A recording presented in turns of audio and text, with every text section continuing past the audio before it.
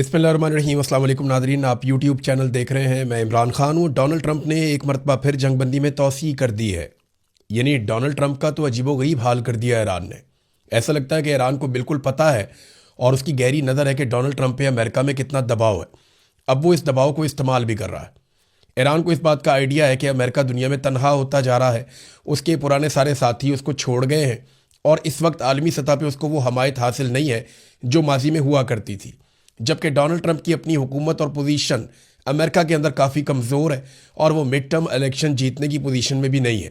इन सारी चीज़ों को देखते हुए और डोनाल्ड ट्रंप के और अमेरिका के बदलते हुए मुतालबात को देखते हुए ईरान ने साफ इनकार कर दिया। पाकिस्तान ने बड़ी कोशिश की, ईरानियों से बात की, अमेरिकन से बात की, बार बार बात की और कोशिश की किसी तरह ये मुज़ाकरात दोबारा इस्लामाबाद में हो। आबना हुरमुज़ तो बंद है, रावलपिंडी भी बंद है। पिछले 3-4 दिन से रावलपिंडी के शहरियों का जीना हराम किया हुआ है और जो दोनों शहर हैं रावलपिंडी और इस्लामाबाद, वहाँ पे कभी छापे मारे जाते हैं, कभी रास्ते बंद किए जाते हैं, कभी मार्केटें बंद की जाती हैं। अजीबोगरीब सूरत हाल पैदा कर दी गई थी, लेकिन वो मुज़ाकरात जो होने थे वो नहीं हो पाए। यहाँ मेरे पास खबर है डोनाल्ड ट्रंप ने एक मरतबा फिर जंगबंदी का ऐलान कर दिया है कि जंगबंदी में मैं तौसीह कर रहा हूँ, लेकिन इस मरतबा उसने ड्यूरेशन नहीं बताया कि कितने अरसे के लिए किया है। देखिए ज़रा ट्रैक रिकॉर्ड आप देखें। पाकिस्तान ने रेस्क्यू किया है बार बार डोनाल्ड ट्रंप को। पाकिस्तान ने बार बार डोनाल्ड ट्रंप को फेस सेविंग दी है, वरना यहाँ पे तो कोई सुलह करवाने वाला भी नहीं है। यहाँ पे तो कोई ऐसा भी नहीं है जिसकी दरखास्त पे डोनाल्ड ट्रंप जंग करना रोक दे या लड़ाई से पीछे हट जाए।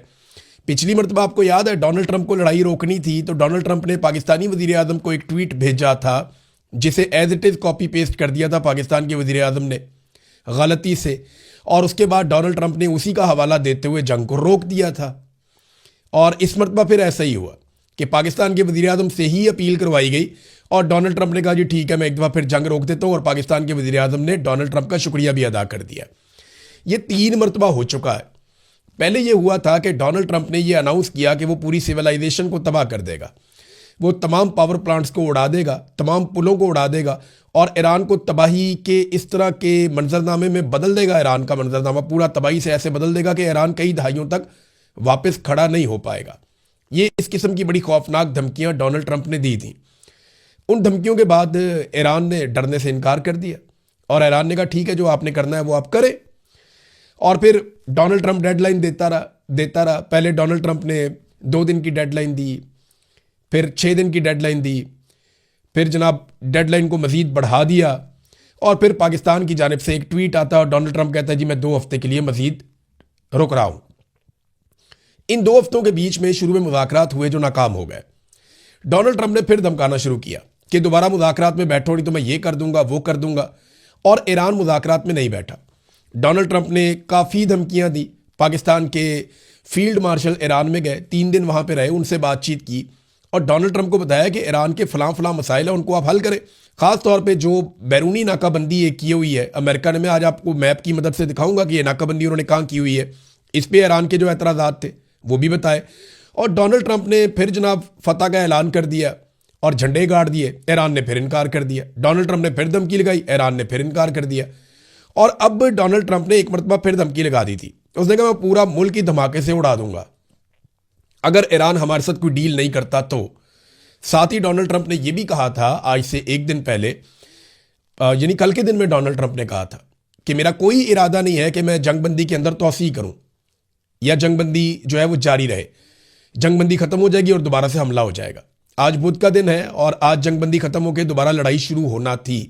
ईरान ने भी इसकी तैयारी की हुई थी, लेकिन एक मरतबा फिर डोनाल्ड ट्रंप ने एक तरफा जंगबंदी का ऐलान कर दिया। और इतना बहाना क्या बनाया, डोनाल्ड ट्रंप ने मंगल और बुध की रात दोबारा ऐलान किया जंगबंदी का, और ये नहीं बताया कि अब ये जंगबंदी कितना अरसा चलेगी। लेकिन इस मरतबा डोनाल्ड ट्रंप ने जो बहाना बनाया वो बहाना ये बनाया जनाब कि ईरान की क़यादत जो है उसके अंदर आपस में कुछ थोड़े बहुत इख्तलाफात हैं और वो किसी नतीजे पर पहुंच जाए, फिर वो हमारे साथ मुज़ाकरात करेंगे। अंदाज़ा करें कि डोनाल्ड ट्रंप की धुर बना के रख दी है ईरान ने। कैसी दुर्गत बनाई है कि अब बेचारा बहाने ढूंढता है कि किसी तरह मैं जंगबंदी कर लूँ। सुपर पावर था इनका मुल्क, कितनी इज्जत थी इनके मुल्क की, कितनी ताकत इनके मुल्क की मानी जाती थी पूरी दुनिया में, लेकिन टके टोकरी हो गए। और अब वो पाकिस्तान की मिन्नत तरला करते हैं। पाकिस्तान वो जो 1-1 अरब डॉलर के लिए कोशिश करता रहता है। हमारा मुल्क गरीब मुल्क है, कमज़ोर मुल्क है और एक जाली हुकूमत है पाकिस्तान में बेशक, लेकिन ऐसे मुल्क से भी डोनाल्ड ट्रंप बेचारा मदद मांगता रहता है। पाकिस्तान अच्छी बात है, चलो मदद कर देता है। अच्छा, डोनाल्ड ट्रंप ने कहा इस हकीकत की बुनियाद पर कि ईरान की हुकूमत शदीद अंदरूनी तकसीम का शिकार है जो कि गैर मुतवक्के नहीं है। फील्ड मार्शल आसिम मुनीर और शहबाज शरीफ की दरखास्त पर हमें कहा गया कि ईरान पर हमले को इस वक्त तक रोक दें जब तक उनके रहनुमा और नुमाइंदे एक मुतहदा तजवीज़ पेश ना कर दें। अंदाज़ा करें आप, ईरान के अंदर आपको कोई इख्तलाफ नजर आया अब तक? उनकी सारी की आदत लगभग एक जैसी बात करती है। कोई थोड़ी सी नरम बात करता है, कोई थोड़ी सी सख्त बात करता है। ईरानी मीडिया में या अरब मीडिया में कोई ऐसी चीज़ आपको दिखाई नहीं दी।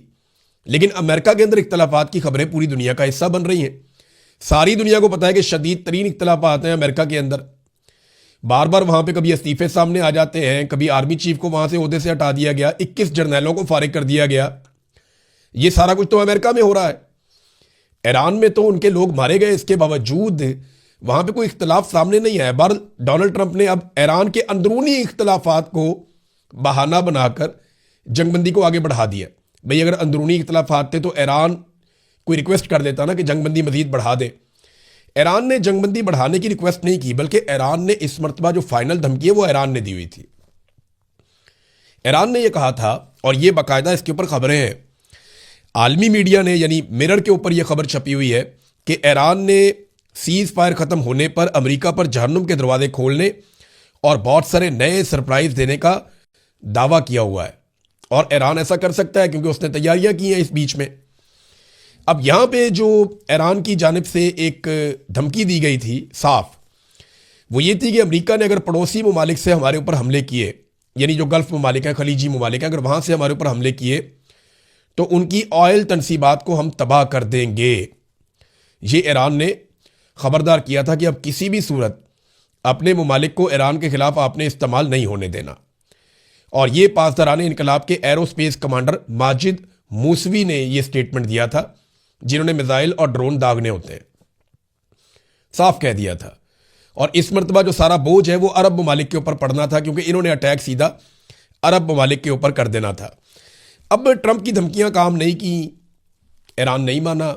जेडी वेंस बार बार तैयारे की तरफ देखते रहे, वो वहां से फ्लाई नहीं कर सके। पाकिस्तानी बार बार रनवेज की तरफ देखते रहे कि अमेरिकन आएंगे, ईरानी आएंगे, वो आए ही नहीं। और ये उन दोनों का फैसला है, यानी ईरान ने ना आने का फैसला किया, और ईरानी अगर नहीं आते तो अमेरिकन के आने का फायदा नहीं है, उन्होंने भी ना आने का फैसला किया। तो पाकिस्तान ने अपनी कोशिश की लेकिन कामयाबी नहीं हुई। अब ईरान ने एक और बात की है कि जो बंदरगाहों का मुहासरा किया जा रहा है अमेरिका की जानिब से, ये जंग के मुतरादिफ है। उन्होंने कहा हम इसको जंग ही समझते हैं जो आपने हमारी बंदरगाहों के गिर्द एक मुहासरा कायम किया हुआ है। ये एक तरह की जंग है और ये जंग के मुतरादिफ है। अब इसका ईरान क्या जवाब देता है? देखिए, अमेरिका के लिए प्रॉब्लम आने वाले दिनों में पैदा होगा। जैसे जैसे खित्ते के ममालिक में तेल की गैस की किल्लत पैदा होगी, तब अमेरिका का इम्तिहान बढ़ेगा। अमेरिका ने जिस जगह पे ब्लॉकेज लगाया हुआ है, ये पाकिस्तान से ओमान के बॉर्डर के बीच में समंदर का एक इलाका है जहां पे अमेरिका ने ब्लॉकेज लगाया हुआ है। वो मैं आपको अभी आगे जाके दिखा देता हूं। लेकिन अब ये देखें कि क्या अमेरिका इस मुहासरे में चीन के जहाज़ों को रोक पाएगा? Japan, Thailand, Indonesia, Malaysia, Bharat, Pakistan, Bangladesh, Korea और बहुत सारे बड़े ममालिक हैं जिनका ऑयल और गैस यहां से जाता है। अब ईरान जो है वो मलबा बड़े आराम से डाल देगा अमेरिका पर कि जनाब हम तो एक सिस्टम के तहत कह रहे हैं यहां से जो आपने लेकर जाना है ले जाएं, लेकिन अमेरिका ब्लॉकेज कर रहा है, वो रोक रहा है, तो आप जाने और अमेरिका जाने। आप अमेरिका को बोलेंगे वो रास्ता दे। तो चाइना ऐसा लगता है कि आने वाले दिनों में कुछ थोड़े से सख्त स्टेटमेंट देगा, जैसा कि उसके स्टेटमेंट आजकल आप देख भी रहे हैं। बीबीसी ने इसको पहली मरतबा ऐसे रिपोर्ट किया है कि जैसे ट्रंप ने मजीद मोहलत हासिल कर ली। देखिए, पहले यह रिपोर्ट ऐसे होता था कि ट्रंप ने ईरान को मजीद मोहलत दे दी, लेकिन अब यह इस तरह रिपोर्ट हो रहा है कि ट्रंप ने मजीद मोहलत हासिल कर ली। पूरे दुनिया के मीडिया में अमेरिका और डोनाल्ड ट्रंप की इज्जत जो है वो मट्टी में मिल रही है। ऐसा लगता है कि ईरान जो है वो खास तौर पे अमेरिका की अंदरूनी सूरत हाल से बहुत ठीक ठाक बाखबर है। उसे आइडिया है कि जितना ज्यादा ईरान इस मामले को ताखीर का शिकार करेगा, ट्रंप पे उतना दबाव बढ़ेगा और उतनी बेहतर डील करने की पोजीशन में ईरान आ जाएगा। अब जितना अरसा ये जंगबंदी रही है, उतना अरसा ईरान ने और अमेरिका ने क्या क्या किया, ये कुछ चीजें मैं आपके सामने रख देता हूं। इस जंगबंदी के दौरान ईरान ने अपनी तैयारियां और अहदाफ चुन लिए हैं। ईरानी जो मीडिया है और जो उनके सोर्सेज हैं वो ये दावा करते हैं कि वो वाकई उंगली बटन के ऊपर रखकर बैठे हैं और उनकी तैयारी बहुत ठीक ठाक है। अगर दोबारा अटैक हुआ तो वो बहुत शदीद हमला करेंगे और हैरान करेंगे अपने दुश्मन को। दूसरी जानिब एक रिपोर्ट आई है और ये रिपोर्ट अमेरिका से आई है। अमेरिका का एक इदारा है centre for strategic and international studies. उसके तज्जिए के मुताबिक 7 हफ्तों की जंग में अमेरिका ने अपने जो स्ट्राइक मिसाइल्स हैं उनके ज़ख़ीरे का कम से कम 45% इस्तेमाल कर लिया है, जबकि बैलिस्टिक मिसाइलों को रोकने के लिए इस्तेमाल होने वाले थर्ड मिसाइलों के ज़ख़ीरे का कम से कम 50% इस्तेमाल कर लिया है, जबकि पैट्रियट फ़िज़ाई दिफाई इंटरसेप्टर मिसाइल जो हैं उनका भी तकरीबन 50% इस्तेमाल कर लिया है। यानी अगर दोबारा ईरान के साथ लड़ाई होती है तो अमेरिका के पास ज़खायर बहुत कम है मिसाइलों के, उस तरह नहीं है जैसे माजी में अमेरिका के पास होते थे। अच्छा, अगर अमेरिका दोबारा ये मिसाइल हासिल करना चाहे, लगभग आधे मिसाइल अमेरिका के चल गए हैं, अगर यही मिसाइल अमेरिका दोबारा हासिल करना चाहे तो उसको 3 से 5 साल का अरसा दरकार है। अगर वो बड़ी अच्छी रफ्तार से बनाए तो 3 साल, वरना नॉर्मली ये 5 साल में इतने मिसाइल अमेरिका तैयार करता है। और ये एक अमेरिकन इदारे की रिपोर्ट है जो मैंने आपके सामने रखी है। बैनुल-अक़वामी सतह पे ये रिपोर्ट जो है वो काफ़ी हद तक पब्लिक हो चुकी है। अमेरिका ने खित्ते में अपनी फौजी कुव्वत को बढ़ाया और अपने फौजियों की, जहाज़ों की तादाद को बढ़ाया, लेकिन क्या इससे अमेरिका ज़्यादा बड़ी तबाही फैलाएगा? तो बात तो सही है कि जितने ज़्यादा हथियार होंगे अमेरिका की तबाही फैलाने की सलाहियत उतनी बढ़ेगी। लेकिन एक दूसरी बात भी है, जितनी ज़्यादा अमेरिका की इस खित्ते में मौजूदगी होगी, ईरान के लिए टारगेट्स भी उतने ही ज़्यादा होंगे। यानी जितने फौजी होंगे, जितने हथियार होंगे, जितने अड्डे होंगे अमेरिका के, ईरान उतने ही ज़्यादा जवाबी हमले कर सकेगा और उतनी ज़्यादा तबाही फैला सकेगा। ये भी एक हकीकत है, इससे भागा नहीं जा सकता। अच्छा, जंगबंदी के दौरान ईरान ने अपने इत्तेहादियों से शानदार सफारतकारी की है और मजीद सपोर्ट आलमी सतह पर हासिल की है। अमेरिका या डोनाल्ड ट्रंप आलमी लेवल के ऊपर अपने इत्तेहादियों को मनाने में अभी तक कामयाब नहीं हो सके, अपने पुराने इत्तेहादियों को इकट्ठा नहीं कर पाए। अरब ममालिक में एक बदएतमादी पैदा हुई है कि अमेरिका क्या इनका तहफ़्फ़ुज़ कर सकता है और वो दीगर ऑप्शंस के बारे में सोच रहे हैं। अरब किन ऑप्शंस के बारे में सोच रहे हैं, जरा थोड़ी देर यहाँ पे हम इस वीलॉग को रोकते हैं और आपको मैप पे लेकर चलते हैं और मैप में आप देखिए कि अरबों के दिमाग में अब क्या चल रहा है। जी नादरीन, एक मरतबा फिर हम अब मैप पे आ गए हैं और यहाँ कुछ चीज़ें थोड़ी सी हम बेसिकली समझ लें कि अमेरिका ने ब्लॉकेज लगाया कहाँ पे है और अरब ममालिक अब किन ऑप्शंस के ऊपर सोच रहे हैं, क्योंकि अमेरिका के ऊपर उनका इन्हिसार उस तरह नहीं है जैसे माजी में था, या उन्हें ये लगता है कि अमेरिका उन्हें वैसे प्रोटेक्ट नहीं कर पाया जैसे वो पहले करता था। तो ये वो जगह है जहाँ पे ब्लॉकेज लगा हुआ है। ये अमेरिका ने यहाँ से रोका हुआ है। ये है आबनाए हुर्मुज़, जहाँ पे एक तरफ ओमान है और एक तरफ ईरान है और इसके ऊपर ईरान का कंट्रोल है।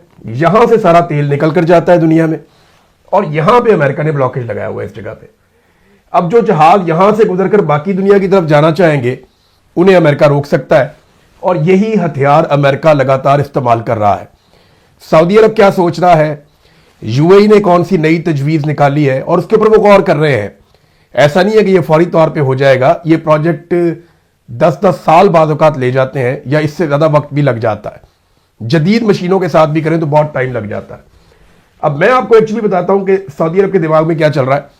वो यहां से एक बड़ी पाइपलाइन बिछाना चाहते हैं रेड सी तक, यानी सारे जो वसाइल है वो यहां पे, कतर के पास गैस है, कुवैत के पास गैस और पेट्रोलियम मसनूआत हैं, सऊदी अरब के सारे ज़खायर इस तरफ हैं, यूएई के ज़खायर इस तरफ है और ईरान के ज़खायर भी इस तरफ है, इराक के भी यहीं पे और अमेरिका के बहुत सारे मफादात, उनकी कंपनियां यहीं पे काम करती हैं इस रीजन में। ये वो सारा रीजन है, ये वो सारा रीजन है जहां पे वो काम करते हैं। ये हिस्सा ईरान के पास है, बाकी दीगर ममालिक के पास है और सारे वसाइल यहीं पे। अब अगर यहां से आबने हुर्मुज़ को बाईपास करके वो चाहते हैं कि दुनिया को तेल, गैस, बाकी चीजें वो फराहम करें, तो एक रास्ता तो यूरोप के लिए ये है कि यहां से वो रेड सी तक एक ऐसे पाइपलाइन बिछाएं।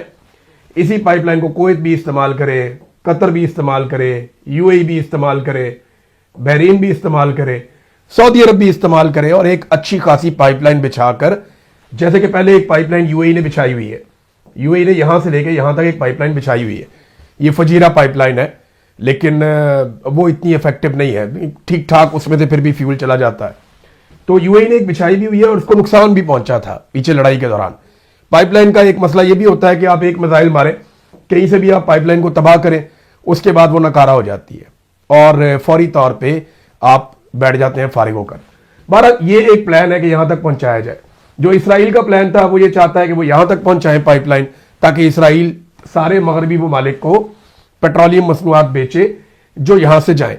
बहरहाल ये इनका प्लान है। यूएई क्या सोच रहा है ये जरा आप देखिए।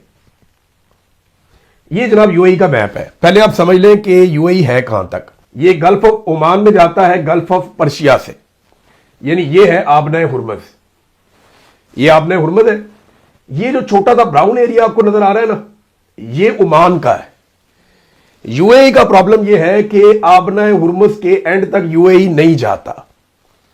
यहां पे ये यूएई का नक्शा है, ये यहां तक आता है और ये रेड लाइन के साथ साथ नीचे से यहां आ जाता है। ये इधर यूएई है।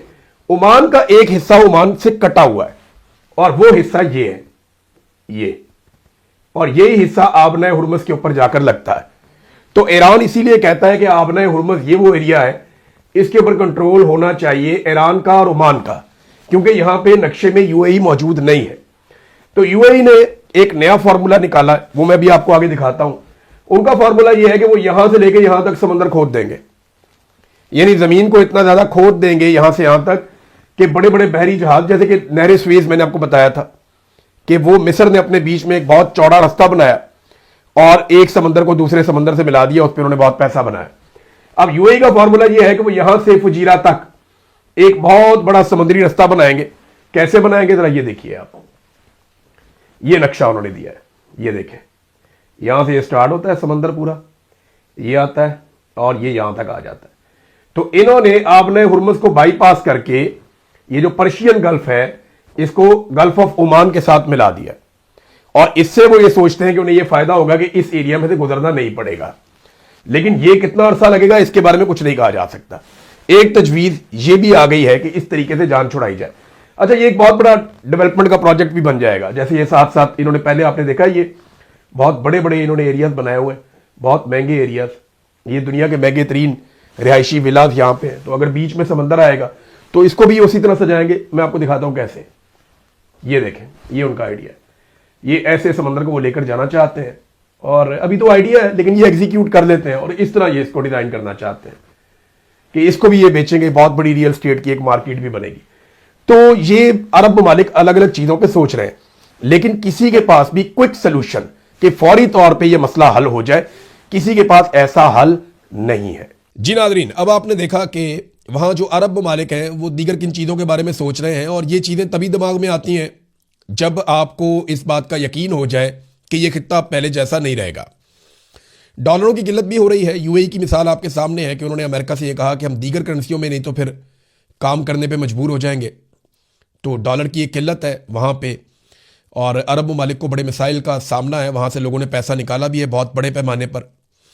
अगर ईरान, एक और चीज़ है और एक सवाल है मेरा कि अगर ईरान और खलीजी ममालिक के बीच में एक नया चैनल खुल जाता है, उनमें आपस में बातचीत होती है, जो आबना हुर्मुज़ समेत दीगर मामलात के ऊपर टेबल पे बैठ जाते हैं, तो अमेरिका का पत्ता तो हमेशा के लिए साफ हो जाएगा। देखें ना, बरतानिया ने इस बीच में एक इत्तेहाद कायम करने की बात की थी जिसमें यूरोपीय ममालिक के अलावा खलीजी ममालिक और दीगर कुछ ममालिक मिला के लगभग 50 ममालिक मिलकर एक इत्तेहाद बनाने की कोशिश कर रहे थे और यह इत्तेहाद अमेरिका की मदद और शमूलियत के बगैर आबना हुर्मुज़ समेत दीगर मामलात के ऊपर ईरान के साथ मामलात करने का सोच रहा था। अगर अमेरिका के बगैर दुनिया यहां पे अमन अचीव कर लेती है तो अमेरिका एक ऐसी पार्टी बन जाएगा जिसे सारे कहेंगे जी आप लड़ाई बंद करें, हम खुद संभाल लेंगे। तो ये अमेरिका की चौधराहट के लिए एक बहुत बड़ा मसला बन जाएगा। फर्ज करें ना, ईरान इन ममालिक से बराह रास्त बात करता है चाइना के जरिए से, पाकिस्तान और तुर्की की मदद से, या दीगर और ममालिक हैं, मिस्र है, बहुत सारे और ममालिक हैं, उनकी मदद से मामला तय कर लेता है।